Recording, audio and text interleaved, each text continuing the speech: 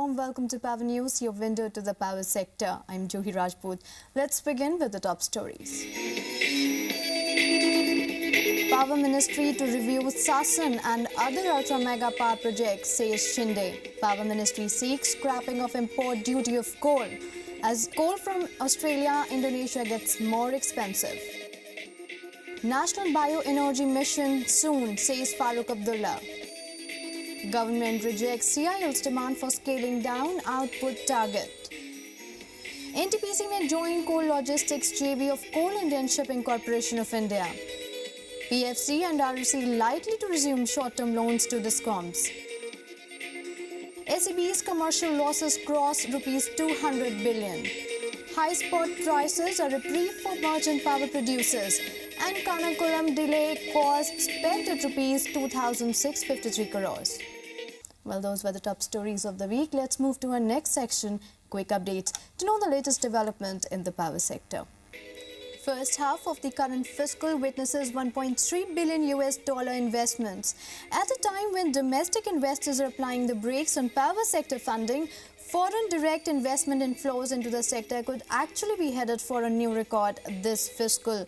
In a signal, bullish sentiments among global investors, FDI inflows into the power sector at a robust $1.3 billion during the first 6 months of the current fiscal were just marginally short of what came in during the entire 12 months of each of the previous 2 financial years. The power sector is in distress and needs intervention by the government on an urgent basis. Montek Singh Ahluwalia, Deputy Chairman of the Planning Commission, said in a letter to Prime Minister Manmohan Singh more than 2 months ago. But there is no clarity yet on when Singh will take a call over the issue. The Prime Minister proposed meet on the power sector has already been deferred over half dozen times. Ahluwalia, September 17th, listed 8 issues in the power sector which need urgent resolution and would need participation of state governments, central ministries and the Reserve Bank. Amidst a drastic loss of generation largely due to non-availability of coal in September and October, the Power Ministry, in a bid to achieve its target of 15,600 megawatt by the end of current fiscal, has decided to resolve the matter. It is pursuing the related issue with the pertinent ministries, besides with the captive coal producers. A framework document agreed between the Power Minister and the Power Secretary notes efforts will be stepped up during the year for the supply of 335 million tons of coal from Coal India and its subsidiaries. Andhra Pradesh Transco has outlined plans to bring down transmission losses further to 4.1% and complete the construction of 36 extra high-tension substations of 220 kV and 132 kV capacities in the state by March.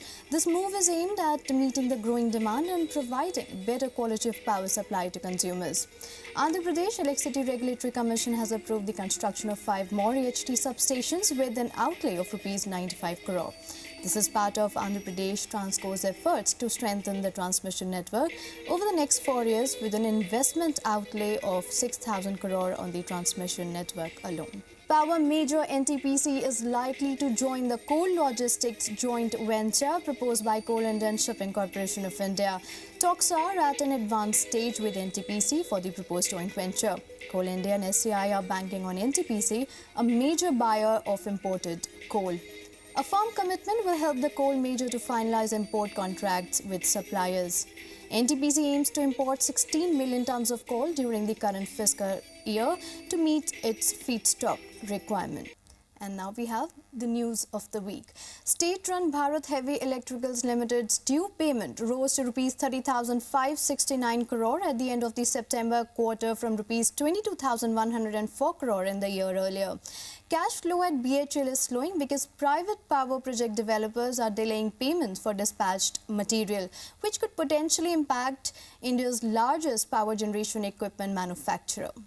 Bharat Heavy electrical payment due from various debtors rose to 38.29% to 30,569.29 crores at the end of September quarter from 22,103.93 crores in a year earlier. The latest development follows the drying up of order due to uncertainty over land acquisition and policies and poor health of state-owned electricity distribution utilities, declining cash flow, raises working capital needs and may also impact the interest income that BHEL earns on its cash reserve, thus affecting the profits. Since BHEL is a net cash company, it should be able to withstand their pressures provided that they are temporary in nature. BHEL cash flow gets affected due to delay in the awards of projects, delay in execution of orders on account of fund constraint with utilities, delay on accounts of logistic constraint in the countries, and non-availability of land or other clearances. Although BHEL shows reasonable margin and profitability, slowing cash flow could mean that the quality of its core business is suffering due to various issues that power generation companies are struggling with. Power sector issues combined with the low volume of orders resulting in low advances is affecting BHEL's cash flow. But company feels that this is a temporary phase. The state-run firm, which has been planning a follow-on public offer of shares, didn't receive any orders in the first quarter against orders worth Rs 9,226 crore in the year earlier. It ended the second quarter with only 2 orders valued at around 8,000 crore compared with Rs 11,024 crore a year ago. It's time for a quick break, but there's a lot more on the other side. Stay tuned.